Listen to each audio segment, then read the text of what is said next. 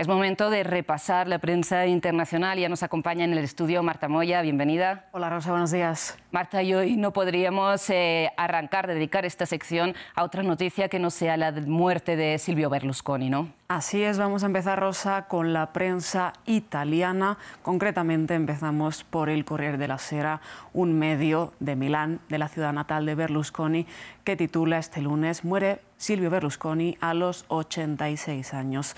Il Cavaliere ha fallecido a las 9:30 en el Hospital San Raffaele de Milano y reingresó el viernes a este hospital después de una larga hospitalización anterior que duró 45 días a razón de una neumonía y de la leucemia que ya arrastraba Il Cavaliere.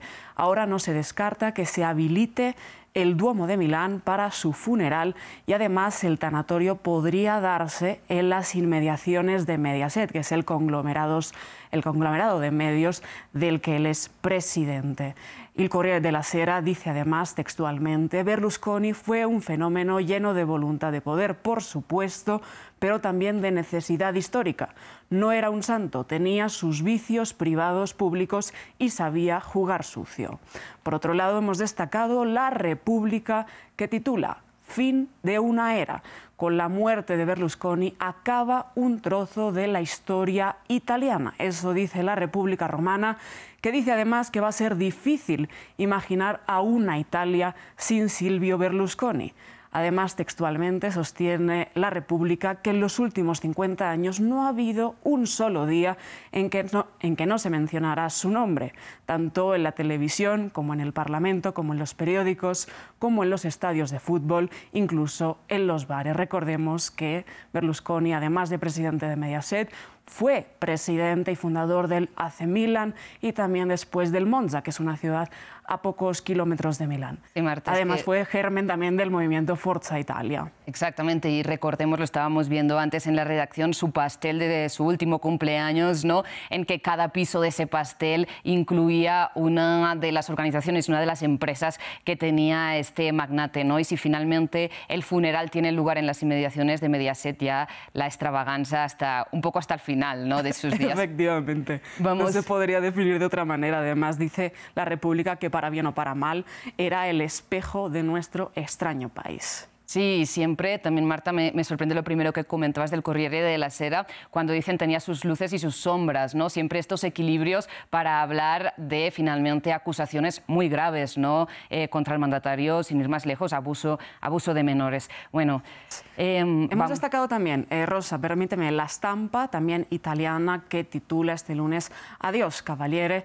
Dice en La Stampa que, entre otras cosas, Berlusconi creó un imperio televisivo que moldeó el imaginario italiano por 2 décadas. Además, en este artículo repasa un poco las aquejaciones de salud que tuvo el Cavaliere a lo largo de su vida.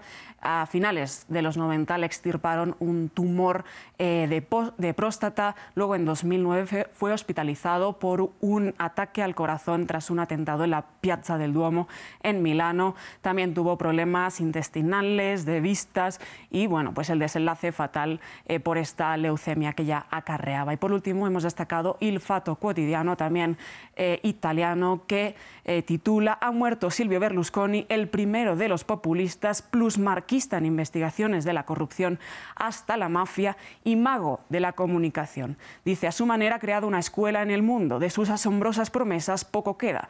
Mientras el mundo daba vueltas entre revoluciones tecnológicas y nuevos escenarios globales, Italia se quedó envuelta discutiendo sobre él, sus intereses económicos y sus problemas judiciales. Eso dice Il Fatto Quotidiano.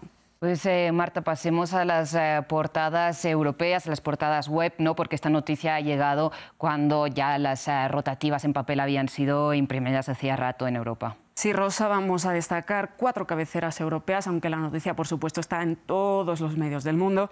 Hemos destacado, en primer lugar, Liberación, que titula Muere Silvio Berlusconi, Il Cavaliere deja la pista.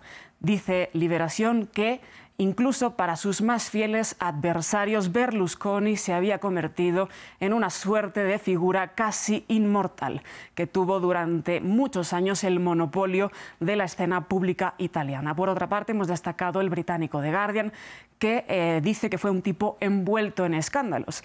Uno de los políticos también más extravagantes de Italia, que había regresado a la primera línea política en 2017, a pesar de sus investigaciones por delitos sexuales, como comentábamos, también sus innumerables acusaciones de corrupción y una condena, la única condena, por fraude fiscal. Por otra parte, hemos destacado el diario.es de España, que nos habla de que el magnate cambió la forma de hacer política en Italia. Dice el diario.es que es una suerte de Donald Trump bajito y moreno, nacido mucho antes del trumpismo y que creó una forma de hacer política en torno a su persona. Además, un dato curioso, y es que Berlusconi llamó a los máximos dirigentes de Forza Italia este mismo fin de semana a reunirse en su mansión en el norte de Milán, un encuentro que no se pudo dar y que ahora siembra el interrogante de a dónde puede ir Forza Italia tras la muerte de Silvio Berlusconi. Y por último, hemos destacado Der Spiegel, que dice que él mismo se definió una vez como el Jesucristo de la política y que no solo tuvo una vida pública plagada de escándalos, sino que también tuvo escándalos en el seno de su vida privada. Dice que se divorció 2 veces, que deja 5 hijos y un montón de nietos. Eso dice Der Spiegel. Marta, y rápidamente, ¿qué nos dice la Gaceta del Sur de este imperio económico de Berlusconi, como usted decía, el Trump antes que Trump?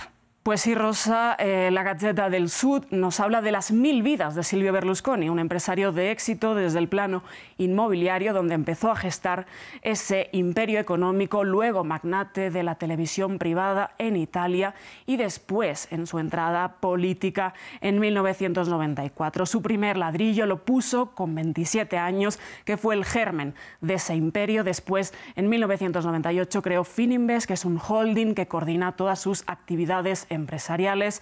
Después se metió en el imperio de la televisión, creó Mediaset Italia, que luego se extrapoló a España.